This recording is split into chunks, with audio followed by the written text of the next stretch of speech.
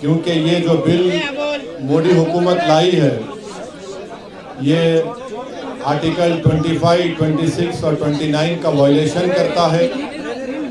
Right to equality article 14 का violation करता है। और ये बिल लाया गया है, इसका मकसद एक ही है कि मुसलमानों से उनकी वक्फ की प्रॉपर्टीज़ को छीन लिया जाए। और इस तरह का कोई बिल हिंदू एंडोमेंट के बारे में या गुरुद्वारा प्रबंधक कमेटी के बारे में या फिर ईसाइयों के बारे में नहीं लाया जाता, सिर्फ मुसलमानों के लाकर। इसका मकसद एक ही है कि भारत के मुसलमानों की जो वक्फ की प्रॉपर्टीज़ है, जिसको सरकारी प्रॉपर्टी नहीं है, गवर्नमेंट प्रॉपर्टी नहीं है, वो एक प्राइवेट प्रॉपर्टी है, जिसको मुस्लिम समाज के हमारे बुजुर्गों ने अल्लाह के नाम पर इसको वक्फ किया है, चैरिटी के लिए, विडोज़ के लिए, कुरान की तालीम के लिए, कब्रस्तानों को दिया। तो ये सब चीज़ें मोदी सरकार इसको ख़त्म करने के लिए इस तरह के बिल को लाया।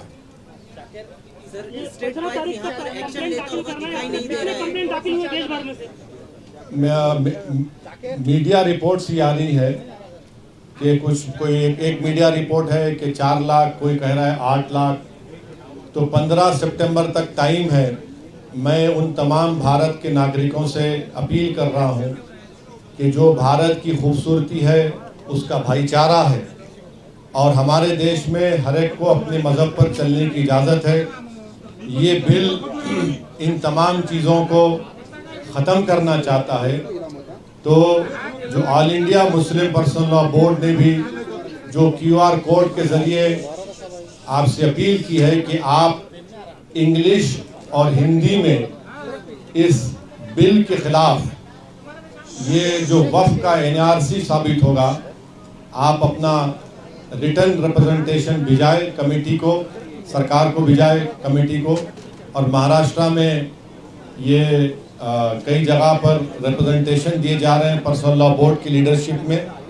आज औरंगाबाद में पहली मीटिंग हुई है और देश भर में इस तरह के पब्लिक प्रोटेस्ट मीटिंग्स होंगे, जिसका फैसला all India Muslim personal law board ने किया। इस कानून में ये बात आपको समझना है कि लिमिटेशन का जो कानून है आप वक्फ प्रॉपर्टी से निकाल दे रहे हैं। हिंदू एंडोमेंट में लिमिटेशन अप्लाई नहीं होता, वक्फ में क्यों अप्लाई हो रहा है?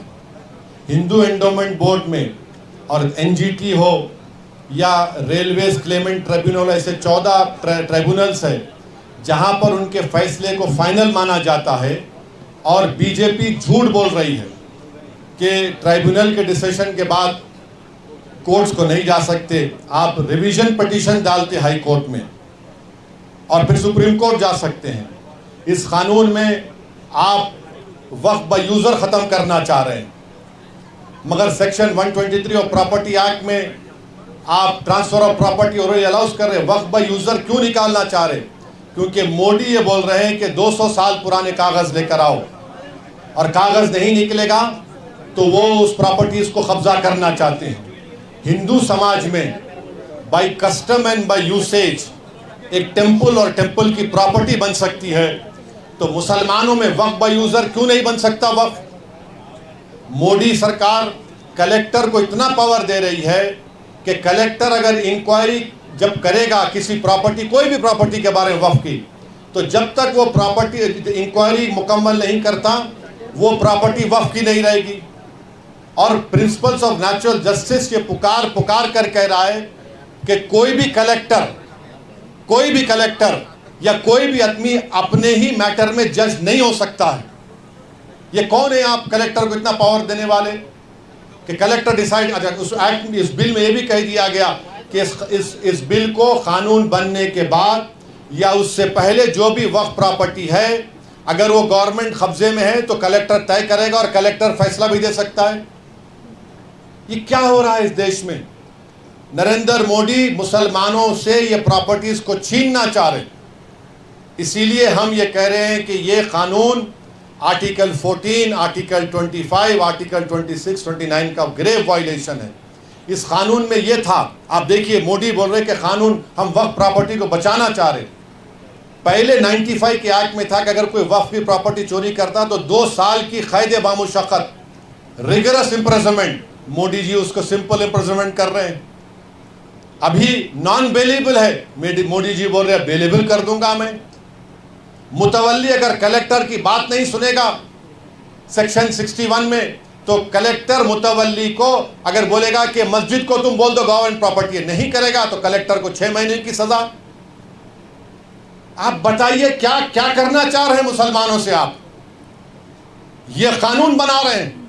और जितने भारत की पॉलिटिकल पार्टीज हैं उनको सोचना पड़ेगा, चाहे वो इंडिया की सपोर्ट कर रहे हैं या नहीं कर रहे हैं, ये कानून भारत के कॉन्स्टिट्यूशन के खिलाफ है।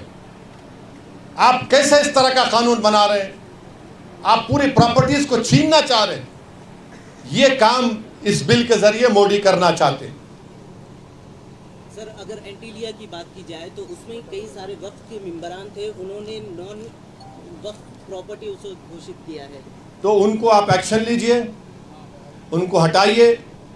और वो मैटर सुप्रीम कोर्ट में है। महाराष्ट्र की सरकार एक स्टैंड ले, शिंदे की सरकार एक स्टैंड ले उसके बारे में कि वक्फ की प्रॉपर्टी, और वो तो आगा खानी वक्फ का है, यतीम खाना है वो। मैंने 2013 में जब ये बिल पास हो रहा था, मैं अपनी स्पीच में इस बात का जिक्र किया, यतीम खाने पर आप बना लिए, तो महाराष्ट्र की सरकार क्या बोलना है उसके ऊपर? तो यही देखिए ये कानून क्यों बना रहे, ताकि सरकार कलेक्टर के जरिए इसको कहेगी वक्फ नहीं है, या फिर कहेगी कि लिमिटेशन एक्ट का कानून खत्म हो गया, या फिर इवैक्यू प्रॉपर्टीज की जितनी प्रॉपर्टियां सब कब्जा करना चाहती है। तो ये कानून वक्फ को बचाने के लिए नहीं लाया गया है, ये कानून वक्फ को खत्म करने के लिए नरेंद्र मोदी लाए हैं। आप इमाम इस पार्टी की तरफ आ रही है, लेकिन कांग्रेस इस बारे में कुछ ज्यादा बोल नहीं रही है। देखिए आप मेरे बारे में पूछिए, मैं दूल्हा आपके सामने बैठा हूँ, अब दूसरे नहीं है तो मैं क्या करूँ? अब आप मेरे को क्यों उधर लेके जा रहे हैं?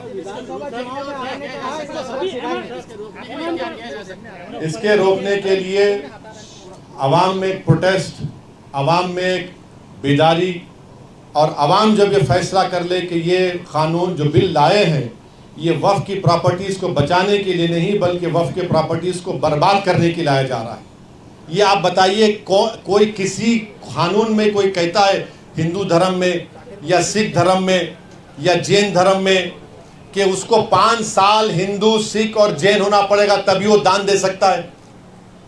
ये बिल में कह रहे हैं कि उसको 5 साल मुसलमान रहना पड़ेगा, उसके बाद वो वक्फ कर सकता है। अरे भाई तू होता कौन है मेरे को डिसाइड करने वाला? 5 साल? अब क्या 5 साल के बाद मोदी जी गले में हाथ डाल के बोलेंगे आओ सेल्फी ले लो, तुम 5 साल तुम्हारे मुकम्मल हो गए, तुम मुसलमान हो गए? अब मुझे सर्टिफिकेट लेने के लिए मोदी जी के पास जाना पड़ेगा कि मैं मुसलमान हूं? ये भारत के सुप्रीम कोर्ट का जजमेंट है 2006 या 12 का, रामजी दास कुछ, उसके खिलाफ है ये। इस तरह का कानून बना रहे हैं। आप जेपीसी में है सर, जेपीसी की बैठक किस मोड पर जारी है? नहीं, देखिए वो जेपीसी नहीं है, वो joint working committee on Waqf amendment bill 2024 है। जेपीसी को इन्वेस्टिगेटिव पावर्स हो सकते आउटसाइड द बिल ऑल्सो। ये वर्किंग कमेटी खाली बिल के ऊपर है, और उस वर्किंग कमेटी में क्या हो रहा है हम पब्लिकली नहीं बोल सकते, कोई भी नहीं बोल सकता, क्योंकि पार्लियामेंट के रूल्स हैं, वो कॉन्फिडेंशियल होता है। जब भी जो होगा रिपोर्ट होगा, नहीं होगा, जब उस पर बात हो सकती है, अभी नहीं हो सकता। हाँ, कहाँ पे? अरे भाई अभी देखिए अंदर कमेटी में क्या हो रहा वो नहीं बोल सकते हम। सर एक तरफ वक्फ का मसला है, दूसरी तरफ रामगिरी महाराज का स्टेटमेंट आपने सुना होगा, नीलेश राणे का मस्जिद में जाके। ऐसा है ना कि सत्ता के नशे में ये सब बकवास की जा रही है और गुरूर और अहंकार के मजारे किए जा रहे हैं। एक बात याद रखिए, आसमान की तरफ देखकर कोई थूकेगा ना तो थूक तुम्हारे नापाक चेहरे पे गिरेगा, आसमान पर नहीं जाता है। सर ये क्यूआर कोड अगर 15 तारीख तक उतनी तादाद में ना आए तो डेट बढ़ सकती है क्या? नहीं मालूम, वो वर्किंग कमेटी के चेयरमैन साहब ही फैसला करेंगे। सर इसका कोई सब्स्टिट्यूट हो सकता है क्या सब्स्टिट्यूट? ऑब्जेक्शन डालने का, अगर 15 तारीख निकल जाए तो? अरे भाई, आपको ईमेल करिए, आप पोस्ट करिए, आप ईमेल भी कर सकते हैं, पोस्ट भी कर सकते हैं, करिए ना। ये एमआईएम ने जो ऑफर किया था महाविकास आघाड़ी के साथ अलायंस हाँ। करने के लिए, हाँ,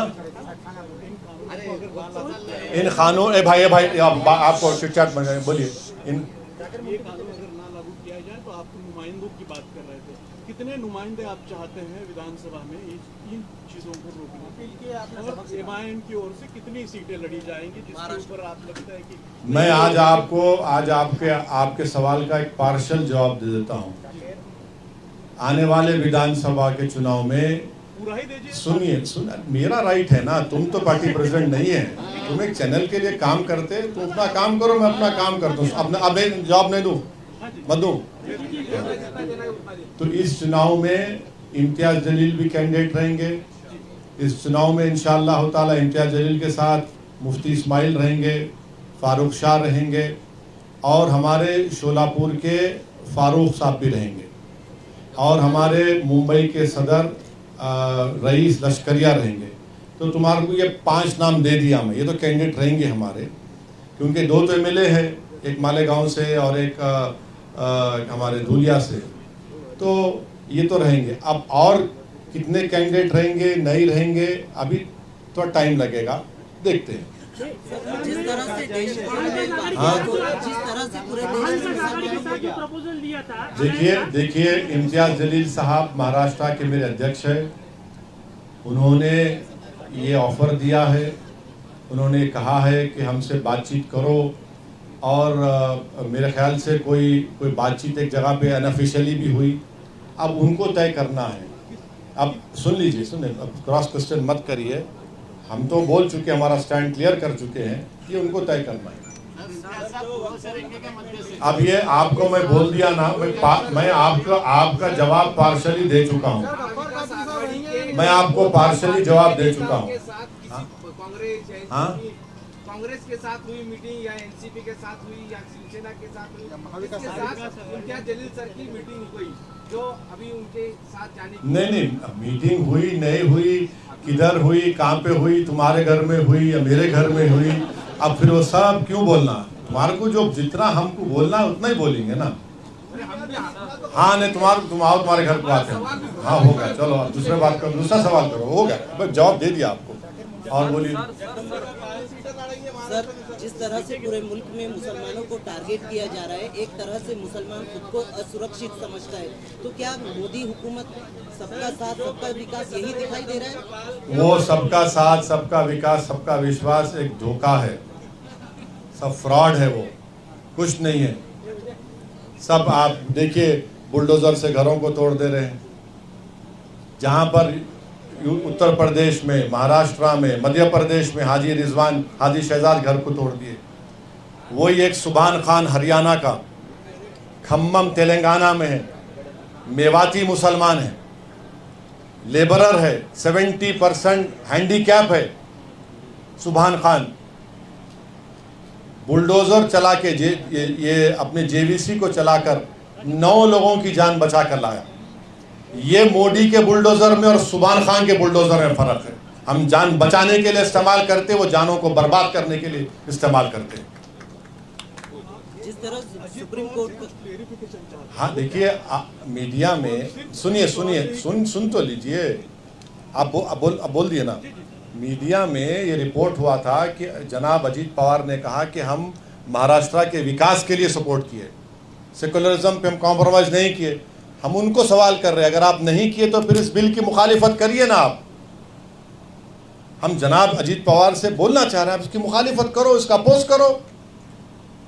और हम इन एकनाथ शिंदे को बोलना चाह रहे, छत्रपति शिवाजी महाराज को आप इतना बोलते हैं, इतना मानते हैं, तो रत्नागिरी की वो मस्जिद, जो दरगाह जहां पर 652 एकड़ जमीन छत्रपति शिवाजी महाराज ने दी, 250 साल का रिकॉर्ड है, वक्फ छत्रपति शिवाजी ने किया, तुमको उसका भी ख्याल नहीं है।